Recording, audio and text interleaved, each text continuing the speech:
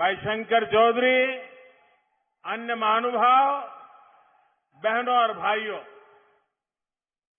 मां नरेश्वरी और मां अंबाजी की इस पावन धरती को मैं शत शत नमन करता हूं। आप सभी को भी मेरा प्रणाम। शायद जीवन में पहली बार ऐसा अवसर आया होगा कि एक साथ 1.5-2 लाख माताएं बहनें आज मुझे यहां आशीर्वाद दे रही हैं, हम सबको आशीर्वाद दे रही हैं। और जब आप ओवारना ले रही थी तब मैं अपने मन के भाव को रोक नहीं पाता था। आपके आशीर्वाद, मां जगदम्बा की भूमि की माताओं के आशीर्वाद मेरे लिए एक अनमोल आशीर्वाद है, अनमोल शक्ति का केंद्र है, अनमोल ऊर्जा का केंद्र है। मैं बनास की सभी माताओं बहनों को आदरपूर्वक नमन करता हूं।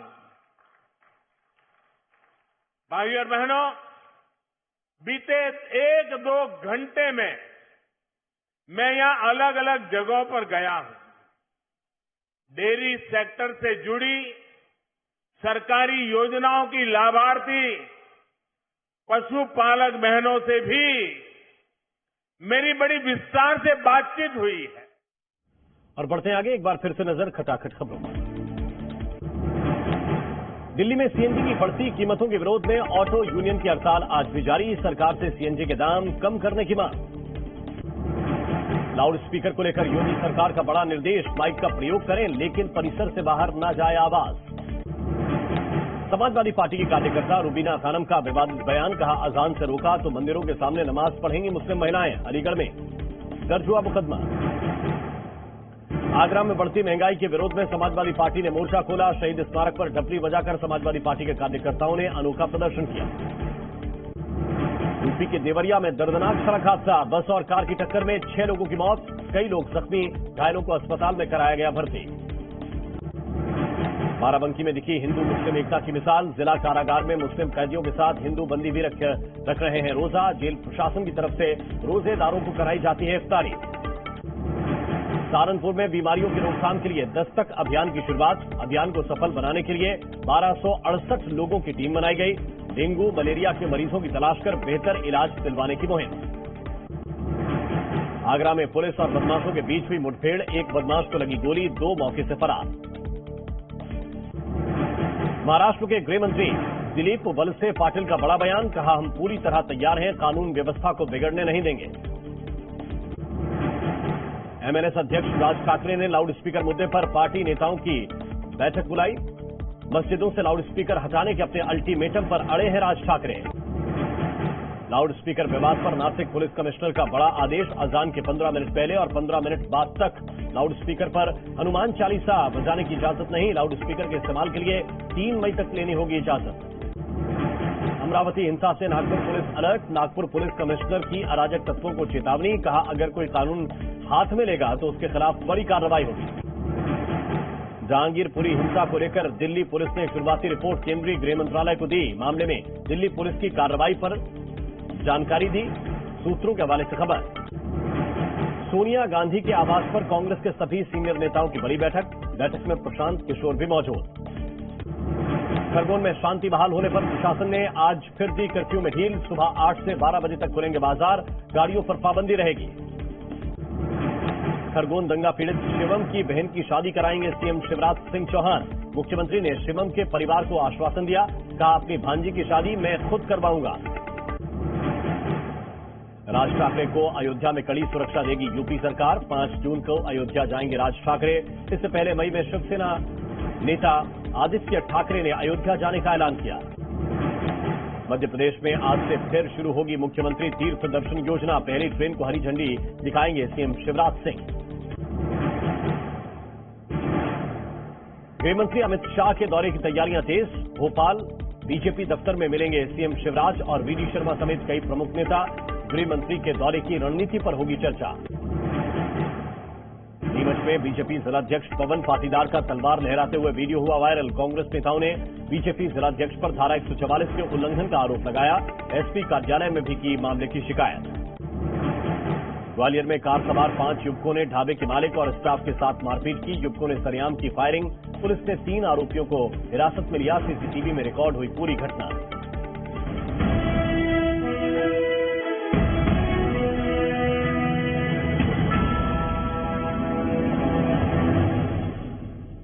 OLX ऑटो ही देता है आपकी कार का बेस्ट प्राइस। क्या बात कर रहे हो? देखिए कौन नया खिलाड़ी आया है, समझा देते हैं, प्यार से समझाएंगे।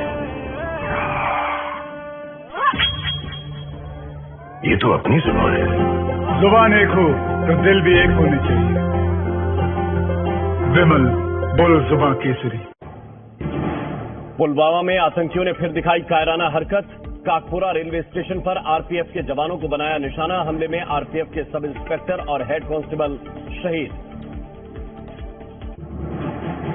जहांगीरपुरी हिंसा मामले में अब तक 25 आरोपी गिरफ्तार। गोली चलाने वाला सोनू चिकना भी पुलिस की गिरफ्त में। गृह मंत्रालय के सख्त निर्देश, जो भी जरूरी कदम हो सकें उठाए जाएं। जहांगीरपुरी हिंसा पर आरोप प्रत्यारोप का दौर भी जारी। लोनी विधायक नंद किशोर गुर्जर ने हिंसा के पीछे आईएसआई और जिहादी मानसिकता को बताया जिम्मेदार।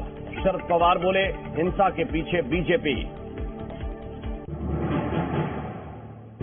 दिल्ली में हुई हिंसा के लिए पीएफआई ने आरएसएस को ठहराया जिम्मेदार। असम के मुख्यमंत्री ने कहा कट्टरपंथी गतिविधियों के लिए पीएफआई और सीएफआई पर प्रतिबंध लगाए केंद्र।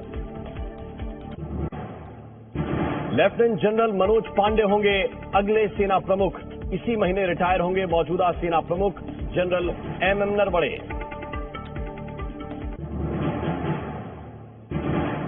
पीएम मोदी के गुजरात दौरे का आज दूसरा दिन। बनासकांठा में डेयरी संकुल परियोजनाओं का करेंगे शिलान्यास। जामनगर में डब्ल्यूएचओ के पारंपरिक औषधि वैश्विक केंद्र की रखेंगे आधारशिला। लाउड स्पीकर को लेकर योगी सरकार का बड़ा निर्देश। माइक का प्रयोग करें लेकिन परिसर से बाहर न जाए आवाज।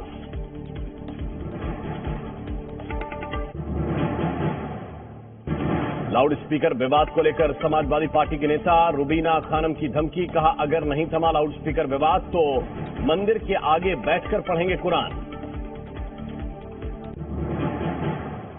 रूस यूक्रेन युद्ध का आज 55वां दिन। रूस ने यूक्रेन पर हमले और तेज किए। ज़ेलेंस्की का दावा, रूस ने डोनबास के इलाके में फिर शुरू की जंग।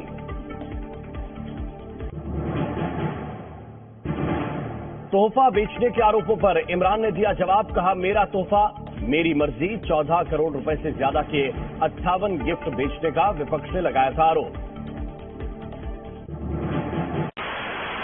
No signals, no worry. Presenting Z News app with live TV, latest updates and expert opinion. Available on Google Play and App Store. Download it now.